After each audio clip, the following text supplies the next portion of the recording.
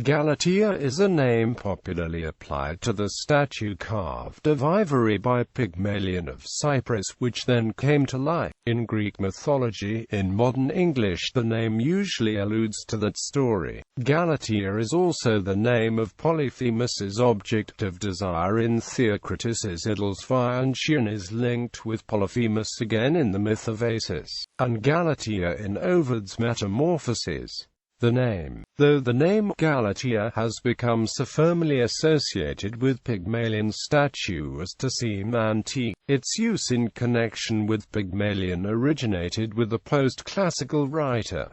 No extant ancient text mentions the statue's name. As late as 1763, a sculpture of the subject shown by Falconet at the Paris Salon carried the title Pygmalion au pied de sa statue qui cinema. That sculpture, currently at the Walters Art Museum in Baltimore, now bears the expected modern title Pygmalion and Galatea. According to Meyer Reinhold, the name Galatea was first given wide circulation in Jean-Jacques Rousseau's Scene lyrique of 1762. Pygmalion. The name had become a commonplace of pastoral fictions. Because of the well-known myth of Acis and Galatea, one of Honoré d'Urfey's characters in L'Astrée was a Galatea, though not this sculptural creation. Myth. The story of Pygmalion appeared earliest in a Hellenistic work, Philostephanus's History of Cyprus de Cypro. It is retold in Ovid's Metamorphoses, where the king Pygmalion is made into a sculptor who fell in love with an ivory statue he had crafted with his own hands.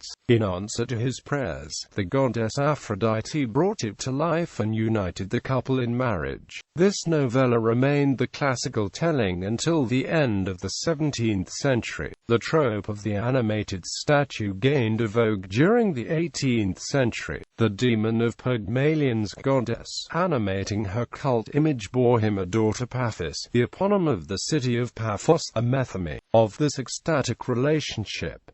Meyer Reinhold has remarked, there may be lurking a survival of the ancient cult of the great goddess and her consort, Cinyras, perhaps the son of Paphos, or perhaps the successful suitor of Methme, founded the city of Paphos on Cyprus, under the patronage of Aphrodite, and built the great temple to the goddess there. Bibliotheca, the Hellenistic compendium of myth long attributed to Apollodorus, mentions a daughter of Pygmalion named Methme. She was the wife of Cinyras, and the mother of Adonis, beloved of Aphrodite, although Myrrha, daughter of Cinyras, is more commonly named as the mother of Adonis. It was commonly rumored in Roman times that Praxiteles' cult image of Aphrodite of Cnidos, in Aphrodite's temple, was so beautiful that at least one admirer arranged to be shut in with it overnight. Interpretation. The myth indicates that a cult image of Aphrodite was instrumental in some way in the founding myth of Paphos.